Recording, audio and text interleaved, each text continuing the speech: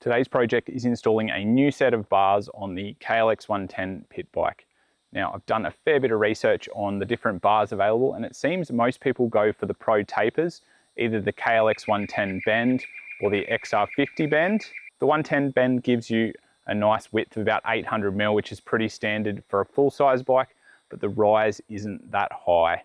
The XR50 bend, on the other hand, gives you a much higher rise, but it's a narrower bar at 724mm. Instead, I've opted for the BBR 910 bars designed specifically by Carson Brown for pit bikes.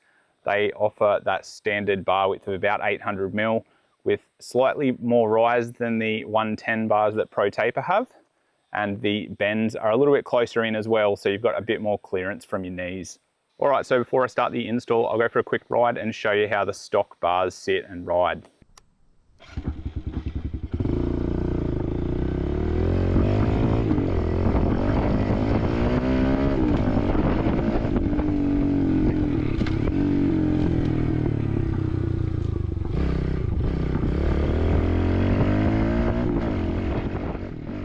As you can see, the stock bars sit in quite narrow and also quite close to your knees.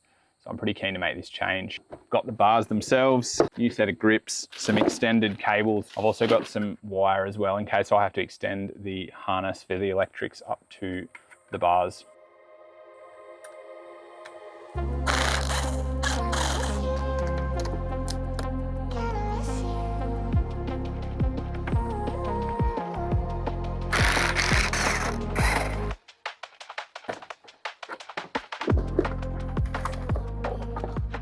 They look pretty nice.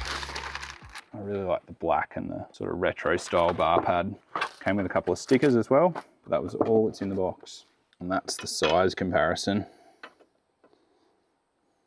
You can see the sweep on the BBRs is a lot shallower as well. It comes out a lot straighter, whereas these sweep back. And then in terms of the actual bend locations, they're pretty similar to stock. There's a comparison of the ends. These are the stock ones, made of steel, fairly thin. These are aluminium, quite thick.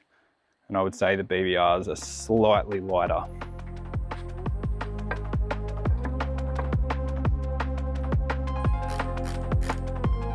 I like to have this top bar pretty much in line with the forks.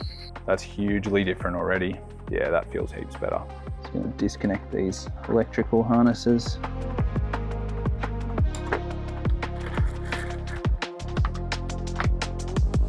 Remove the cable from the front brake.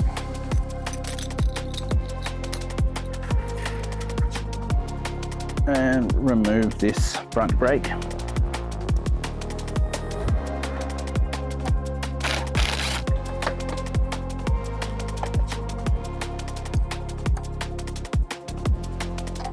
Well, the front brake cable I've been sent looks to be exactly the same size as the stock one, even though it's supposed to be plus 4 inches.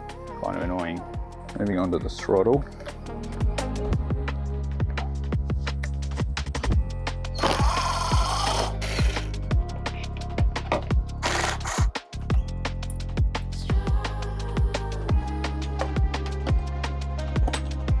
Got to remove this little clip that locks the cable in.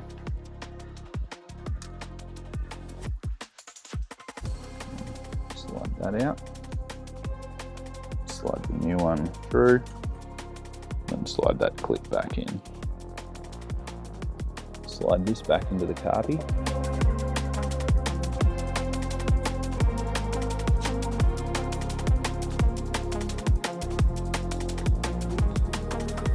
I can now reinstall the throttle. I've just got the right hand side grip here on the left bar just so I can get a position for where the electric starter goes. And then with the bars turned all the way to the right, it looks like it's just going to be a little bit too tight for that harness. You can get a bit of extra room by flipping where these two plugs go, which I've done, but it's still not giving me enough. So I'm going to extend them slightly. So I'm just cutting some lengths of cable at about 100mm.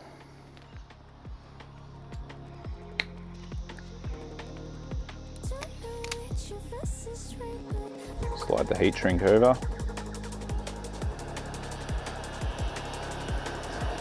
All right, that's one harness extended. I just need to do the other one.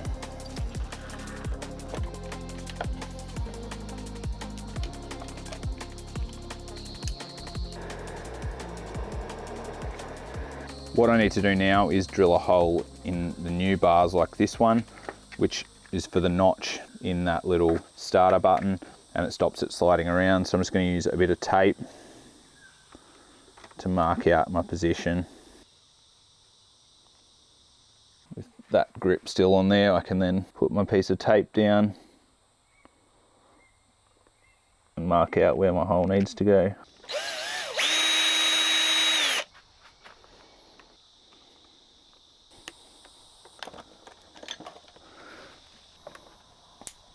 All right, now I can remove the clutch cable.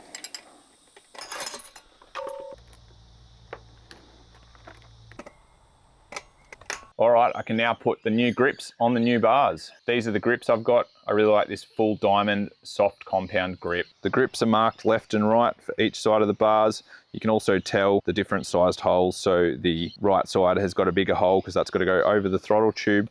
And when you squeeze them as well, this one feels a lot thinner. Now the trick is to use some paint as both a lubricant and an adhesive for the grips. Best to use clear coat so you don't make a mess. Spray a good amount into here.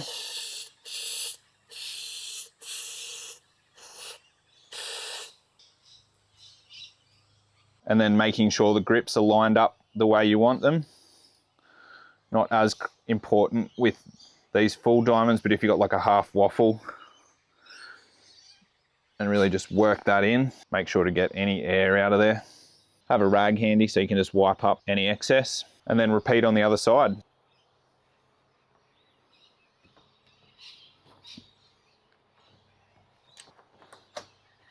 So while that dries and the grip's set, I'm going to put the plastics back on the bike. I've also put some oversized pegs and an extended gear shifter on, so I'll show you that as well.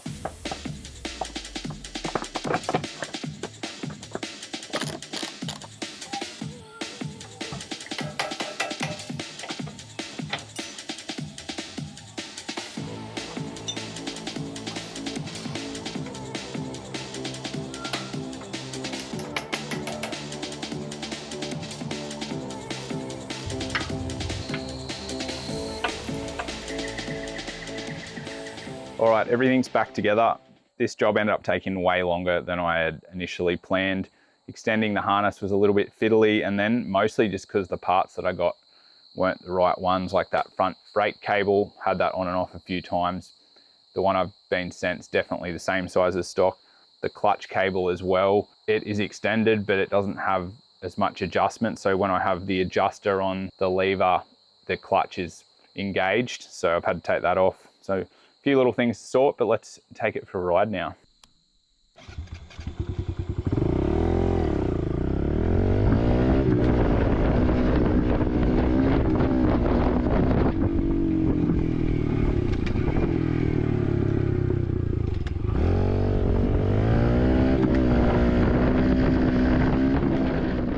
All right, I've had the bars on the bike for a couple of weeks now, and I've ridden the bike a few times, so I can properly give my thoughts on them. I should mention I've got the stock front brake and clutch cable on, as I'm waiting on the ones that I received to be replaced with the extended ones that I actually ordered.